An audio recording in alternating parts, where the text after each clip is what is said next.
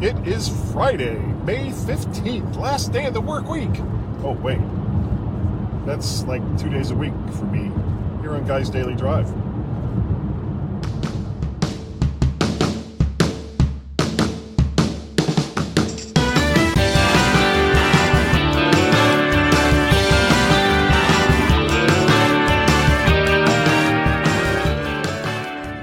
Good morning, everyone.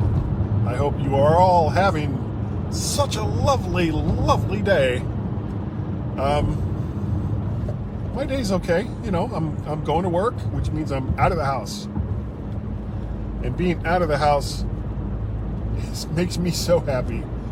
Not that my house is hell. It just, when you're in it in an almost forced capacity, as we've been for the last couple of months, you start kind of bouncing off the walls a little bit. It's like, I don't want to see these walls. I want to see other walls. I want to see outside. I want to do stuff. And you can't, because there's not too many places that you can go. And, you know, the places that you can go, you know, I mean, I don't know. You know, I don't even know where I was going with that, so we're just going to drop it. A couple things going on. I currently am both pleased and pissed at Amazon at the same time. What would that be? Plissed? I'm plissed at Amazon.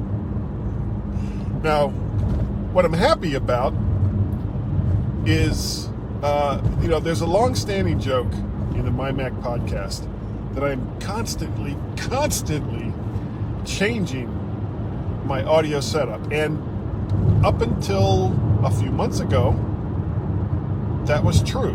I was constantly tinkering. But when I added a compressor expander and a preamp going to an audio interface with a good microphone, I've pretty much left it alone. I haven't messed with it at all. So, but I mean, I still have a lot of gear that I've purchased over the years, and it just sits there with nothing to do. And, you know, my obsession with new microphones is legendary. And the funny thing about all these microphones that I buy, I'll get one, and it's like, yeah, that sounds pretty good. Okay, let me break out the Heil PR40 that I've been using for years, because that's the one I really like. But I don't have a way to easily just pick up a microphone and try it and just play with it, you know, ones that I already have. So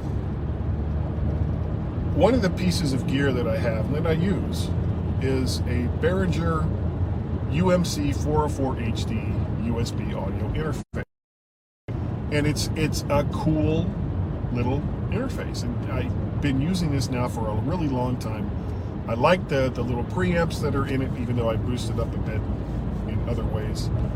I really like that it's relatively compact, and it can be bus powered to my computer, even though I have plugged into regular power. But it's got 4 inputs, and each one of those inputs can be outputted as a mono separate track. And if you don't understand what I'm talking about, don't worry about it. It doesn't matter. The long and the short of it is, I can plug up to 4 things into this interface and output them to my computer separately. That's all you need to know. So one of the pieces of gear that I went back and forth on for a long time was mixers. So I started off with an Alesis, what was that one called? It was something Multi-Mix 8, that's what it was, Multi-Mix 8 USB. And it was a decent enough little mixer. It had 4 XLR inputs. The preamps were, you know, they were okay, but it had you know, the 3-band graphic equalizer and meters, and, you know, I mean, it was okay. But then I started getting Rogue Amoeba software, And I got away from a mixer and I went to a virtual mixer with audio hijack. And then I started experiencing a lot of lag when I was recording. And by lag, I mean I would say something, and if I'm monitoring, I wouldn't hear it until like a split second later. And when you're trying to talk and you're hearing what you just said, even as little as a tenth to a second or more can really throw you off as you're trying to talk. So I went back to a mixer, but I'd already gotten rid of the multi-mix, and I picked up a Behringer Xenix 1204 USB. Very similar. It was bigger than the Alesis unit. And I used that for a while, but what I found was that the preamps that Behringer uses in their mixers are just awful, and they're a Xenix. They call them the Xenix preamps. Never buy any Behringer gear that has Xenix preamps. If you take no other advice from me in relation to audio gear, take that. Behringer's Xenix preamps are garbage. I hate them. So, after a while, I ended up going back to an all-digital way of mixing my audio again. And then when I got the new iMac that I have, it had a Fusion drive, which is a rotational drive with a small amount, with a very small SSD. I think it's 128 gigs. I mean, really relatively small. And it does speed up processes that you do on a regular basis, but for the most part, it's just as slow as any other rotational hard drive. So I went off of mixers and I went back to going digital again. And then as an experiment, I bought a Yamaha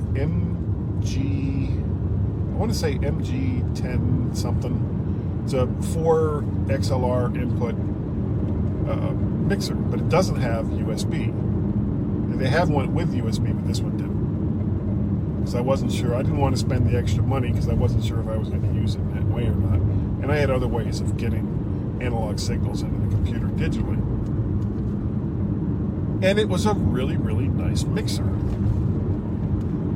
And I don't think I didn't really use it that much, but then I ended up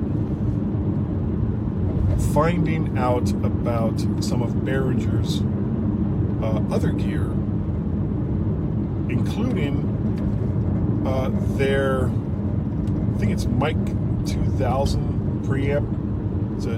It's a dual channel tube preamp with 2 XLR inputs, and it gotten good reviews. And so I bought that, and I incorporated that. I took the mixer out and I incorporated that with the Behringer UMC 404 HD, which has not the Xenix preamps, but the Midas preamps, those are good. Those are, I don't know why Behringer doesn't use that in everything, because the Xenix ones suck. So, I hadn't actually intended on talking about any of this, but now I'm on a roll. So so I've got this Behringer interface, I've got this Behringer preamp, and I decided what I kind of needed more, or also, was a compressor. And I looked online, and Behringer also makes a dual channel compressor. So it's, I can't think of what the name of it is. It's like X2600, something like that, compressor limiter. And that also has gotten good reviews. So I got one of those. Now, each of these pieces of gear, I got the compressor limiter off of eBay for like under $100. The preamp was 150, 200, I guess. You know, not outrageous as far as audio gear goes. And I got them all set up into a chain, because one of the things that the UMC 404 does is it has, God, I'm blanking on what it's called, but it has these outputs. You know, you plug the microphone in, and that's with an XLR cable, and then you take a 1/4-inch TRSS cable or TRS cable, and you plug that into the back, and then you can route the raw signal from the microphone that's coming in through XLR to another piece of gear.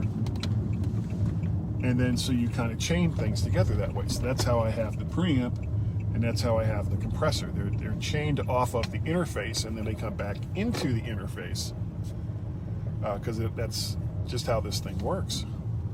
And then it goes through the interface out to, well, whatever it is that you have the USB port connected to. And that all works fantastic. So I'm really, really happy with that. But what I didn't have was a way to connect up anything beyond 2 microphones. So by myself, you wouldn't think I'd need more than 2 microphones, but I like to try out different microphones. And I had that mixer, and I had 4 inputs available on the interface. So I thought, why the hell not? So I took the mixer out of Mouthballs, the Yamaha mixer, and that's now sitting next to all the other audio gear. And then I took XLR cables for outputs from the mixer into the interface. So now I have all 4 slots on the interface, the USB interface, connected. The last 2 slots, 3 and 4, do not go through the preamp and compressor chain. They're just directly into the interface and then out from the interface to the computer. And that gives me a few more options where I can try different bits of gear without interrupting or changing out the 2 microphones that I'm kind of using right now. And I will actually, I think in the next Guy's Daily Drive, I'm going to talk about the 2 microphones that I use on a regular basis and why I use those microphones for the different things that I do. But we'll talk about that next time on Guy's Daily Drive. For now, thank you all for watching. If you'd like to help support the things that I do, number one, you can go to my YouTube channel and like, share, subscribe. Over there on YouTube, just look me up, Guy Searle. Or probably VertShark or Guy's Daily Drive. Any of those things will bring the channel up. Besides Guy's Daily Drive, I also on Wednesday nights do the Mac the Future Go live cast with Warren Sklar and David Ginsburg. You can check that out. Facebook's Wednesday night, 8 p.m. Eastern Standard Time. And on the weekends, I do the MyMac.com podcast, the longest running podcast that I'm involved with. And I've been doing that for almost 11 years now with Gazmaz, who I think was on earlier. I don't know if he's still on. I can't tell. So he and I have a really, really good time with that show. We have to after doing it for almost 11 years. So much fun. We'll be doing one probably tomorrow. What else? If you'd like to support my microphone habit,